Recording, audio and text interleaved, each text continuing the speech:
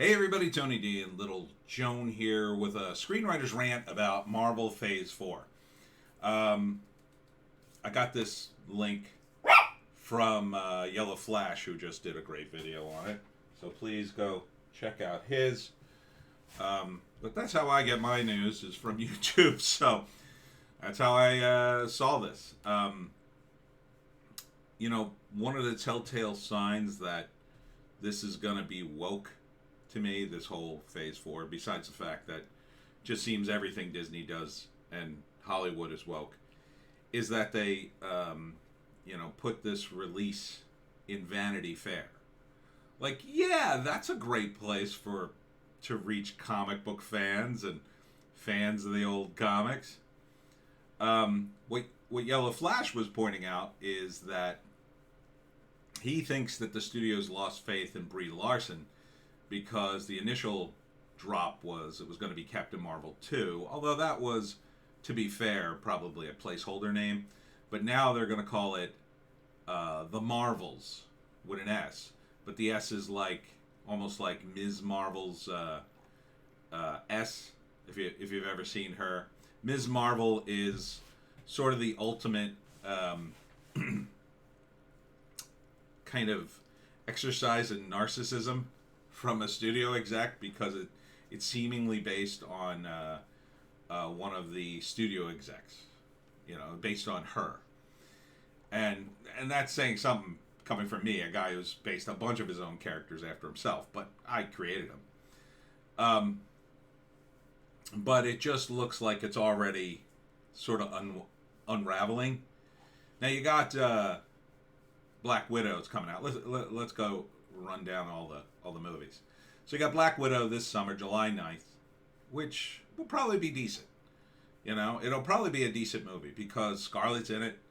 They're still coming off the MCU. The sheen hasn't quite gone away yet. Shang-Chi probably will be good.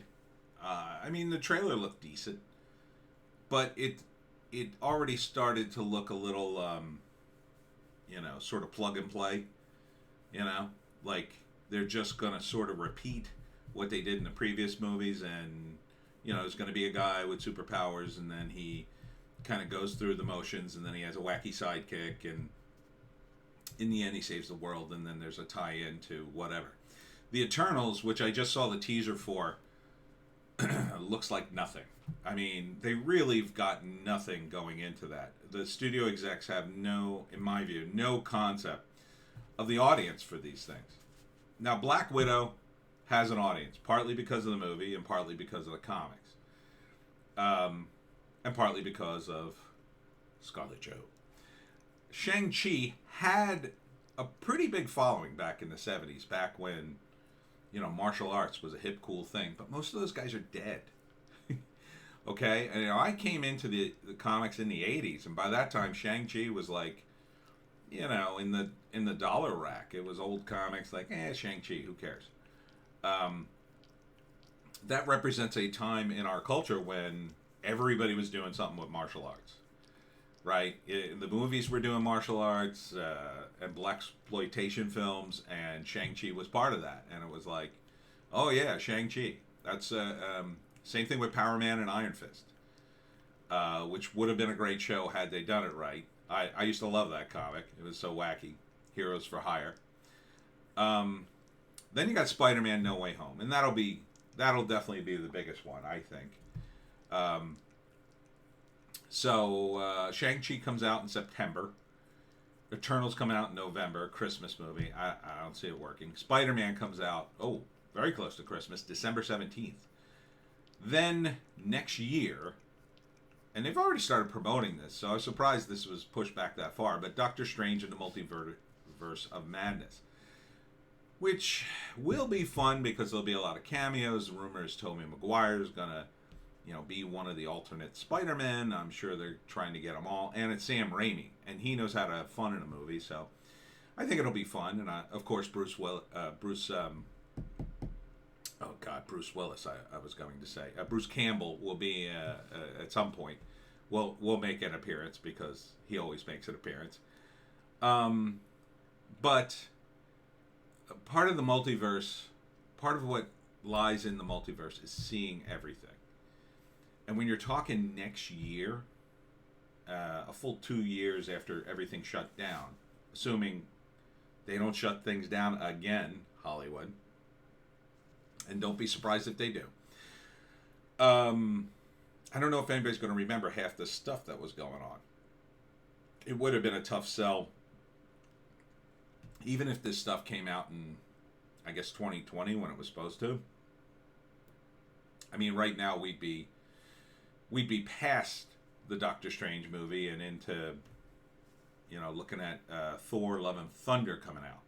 That's not coming out until for 2 years. And Thor: Love and Thunder already sounds like an absolute cluster F. That you're going to push the female Thor, like Thor is a title and not a character, not a specific guy, was weird already. But you can kind of keep the franchise alive using the Loki TV show, I guess, kind of tie it into that, which is a fun thing to do. Don't get me wrong. I've been saying to Hollywood for decades they should be doing stuff like this. But now they've sort of gone over to the path of like, well, now we're doing everything like this. Now it's everything's got to be done this way and tie in. But there's a danger in that, too, if you do it too much. It can work. It worked for comics for many years. But the problem was, after a while, it created a sense in the world of comics that, I don't want to get into the crossover. No. I'm not buying all those crossover. And so then the opposite would happen. People would tune out. People said, do not order me any of the crossover tie-ins. Because they didn't want them. Or they just gotta, the sad truth is when you start doing that, you're about a week away from getting out of comics altogether. After Love and Thunder in May 2022, you've got Black Panther Wakanda Forever July 8th, 2022. Now it's going to be the Black Panther's sister. I don't know how they're going to handle it. It's a shame what happened to Boseman. However, he was kind of the center point of the movie. So now you're going to push his sister onto us. I don't think that's going to be as popular. I think it'll do okay because the first one was so heavily, attended. And I think there's a real push in, towards the black audiences to see this movie because it'll be like, well, you got to support, fellow black filmmakers or whatever. But I think ultimately it's just going to be meh. It's going to be compared to the first one, and they're not going to like it. And they're kind of in a no-win situation. I think they would have had that problem regardless of what they had done. Like if they had recast it, and I don't know what you could have done, if you had completely recast it, I don't know who you could have gotten. The guy who would be perfect for it would be Michael B. Jordan, but he was already the villain, so you can't recast him. So I don't know. I don't think it's gonna work, but I think it'll do okay. And then you got the Marvels in November 2022. I don't think you can really make this work because and Yellow Flash points this out. It was Captain Marvel was sandwiched between two key movies, and the biggest movie in decades was Avengers Endgame. And they promoted it quite wisely as, well, you got to see this before you see Endgame. And we were willing to give Disney that credit because they had such an amazing run up until that point. So sure, I was willing to go see Captain Marvel. I didn't have high hopes for it, obviously, and you can see my review of it, but we don't have the same thing going in. It's not going to be that necessary. Unless you've been watching Marvel Plus, Disney Plus with all the Marvel stuff, which some people just aren't going to see because they're just not going to pay the money. Now, granted, they've got hundreds of millions of people watching it, but the thing is, that's the cap. That's the cap for this stuff. You can only go down from there if it's necessary to watch those things as a tie-in. You can only go down. Ant-Man and the Wasp sequel. I really like Ant-Man. I mean, I really like both movies. I thought they were great. It's called Ant-Man and the Wasp Quantumania. February 2023. Now, normally February is the dead time where they dump movies. So maybe that's the weakest one, but I might have to go see that one just because I still contend to this day that Ant-Man is the best character in the MCU movie franchise because of his rollout. So I'd like to see that. I think I'd like to see the third one and final installment. And finally, you got Guardians of the Galaxy 3, May 5th, 2023, which is a long way off, which is probably good for the franchise considering James Gunn and Guardians of the Galaxy 2, which was not good, in my view. And I say that being a huge fan of the franchise and Kurt Russell. I thought it was going to be amazing, but it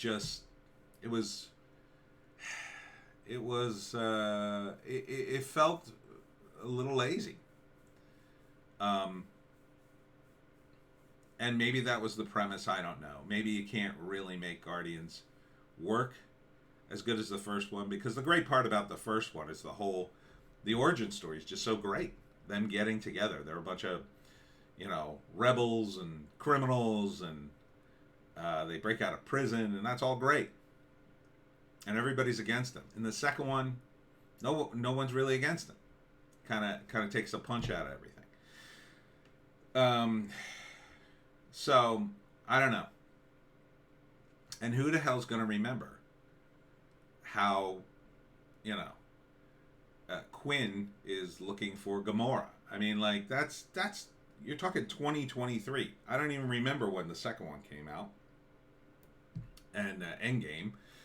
We're going back like 5 years, man. So it's a long time for people to remember all that.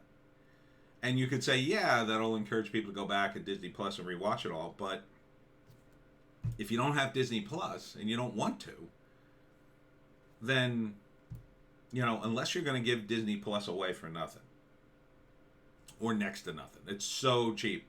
You get it with your credit card. Like I got a phone thing, and then I got free HBO Max. I haven't even turned it on. And something like that, maybe, because then it's like, well, I'm not under any obligation, so sure, I'll go see it. And finally, they dropped this Eternals teaser along with, at the end of the teaser, which is literally like 20 seconds of like just shots from the movie. No dialogue really. But then it goes into this voiceover with Stan Lee. And it reminded me of what they did with Star Wars, which is like, the 9th and final installment of the, Skywalker legacy is coming. And then they showed you clip after clip after clip after the first 3 movies, some from the prequels, and then some from the recent ones because they had to. And it's like, that's what it feels like now. It feels like, already. Remember these? These were good. This'll be just as good. Yeah, that doesn't bode well if they're showing clips of that. And the Eternals, again, for my money, they're not... I did like a whole 10-minute thing on it, but I deleted it. They're just not big enough. Nobody knows who the hell they are. I mean, I had to look up who created them. It was Jack Kirby, of course. Basically, it was his Marvel version of the New Gods, I think. And they came back. Neil Gaiman brought them back at one point. But, they've never really been popular. They don't have a following. So, it's not Spider-Man. It's not the Avengers. It's... I would say the Defenders are probably known more than the Eternals. I would have done the Defenders before I did the Eternals. The Defenders, you could have... you could have basically redid the Avengers under a different name with the new characters. You know, and some of them, Doctor Strange, I think he had been in the Defenders at least once. But I guess they maybe had done that. Oh, did they do that in? They did that with Power Man and Iron Fist and that crop, right? Yeah, so maybe they did them already. But yeah, I don't. This Phase 4, it looks pretty shaky to me. I don't think these are gonna work. I mean, they also have the problem too that you've got the lockdown. Is the lockdown going to be over? Are they going to lock down things again every summer or every winter? That's when people go see movies. You know, yeah, they go in the summer too, but for the blockbusters. But you know, are you going to go inside the theaters in the middle of flu season to see the Eternals? And if they lock everything down, I know you won't. So then the only place you could see it is Disney Plus. You don't have it. It's like, well, and plus they're not just going to put it on Disney Plus for free. I don't think. I think they're going to put it on there to, you know, if you have Disney Plus, it'll be like an extra minor charge, and if you don't, you're going to have to pay through the nose, I would assume, if you could even buy it at all. So I don't know. It just seems so strange. I like some of this, but it just seems like they're going to do what Marvel did, which is eventually they just started showcasing characters, and everybody kept saying, well, where's Spider-Man? Where's the Hulk? Where's Thor? Where's Iron Man? Where's all the big characters that I love? Why do you keep pushing these other characters on me? And it never really took. And eventually they'd all go back to the old stuff. So maybe that's the way movies are headed. Maybe they're headed into that pattern. They're going to go downhill for a while. They're going to push all these new characters on us. Then they're going to be, you know, once the new characters have sort of run their course and they've lost a bunch of money, then they'll announce, oh, we're bringing everybody back. All new Thor, all new Hulk, all new this and that. You know, once they start doing that, maybe? I don't know. Anyhow, that's it for me and Joan. Please check us out on Bitchute and Rumble for our other videos. Because you're only getting half your videos. You're only getting half of cute little Joan. Do you only want to see half of this dog? I don't think you do. So check us out on Bitchute and Rumble. And support Joan. You all right? Support Joan and me. Check out a book. Links in the description. And we'll see you tomorrow.